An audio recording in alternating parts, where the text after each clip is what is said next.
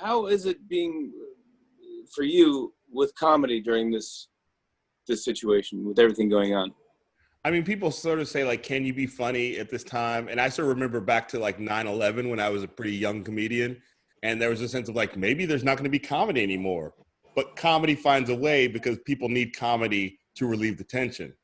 And Yeah. so for me, it's like both of us were funny before we were professional comedians, right? Yeah. So like for me, it's like being funny is just how we process the world. We'll cut to now. You won Emmys now. The show's crushed. I think the last time I saw you.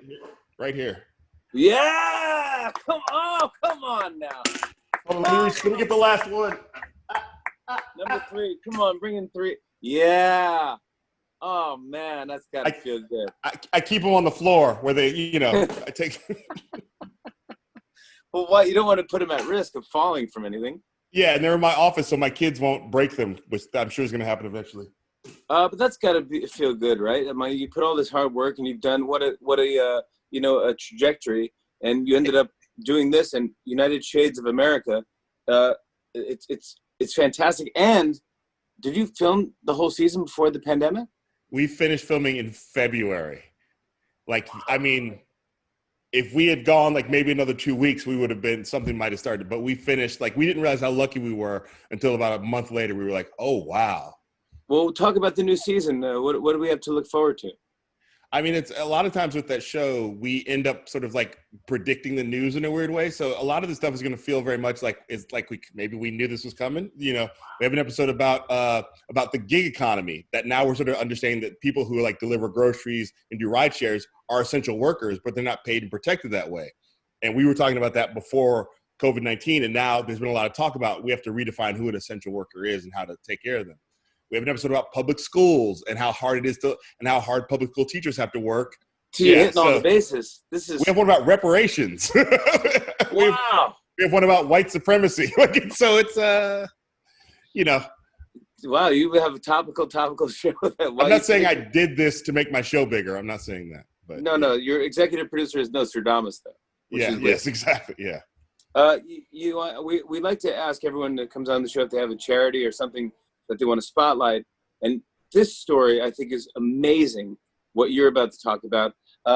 It's through livefreeusa.org. It's called Masks for the People. Can you just quickly walk us through the story of what actually went down and how you pulled this off? So Pastor Michael McBride, who's the minister at the Way Church in Berkeley, California, who I've known for years and was on an episode of United Shades, reached out to me at the beginning of the COVID-19 crisis saying, this is going to hit Black and brown folks harder. This is before the news was talking about it. He said, so will you help me raise $1 million? We need at least $1 million to get free masks and free hand sanitizer to the communities with Black and brown folks who are hit the hardest by COVID-19. I was like, $1 million? I think you meant to call Kevin Hart, but I'll do what I can.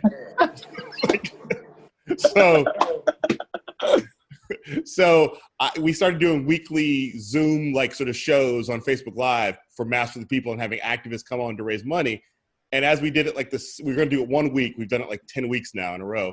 But after around the third week, Jack from Twitter, Jack Dorsey, said he was going to transfer $1 billion of his dollars to COVID-19 work and relief work. And I asked Pastor Mike, do you know Jack? He said no. And I was like, well, weirdly, he follows me on Twitter, but I don't know him.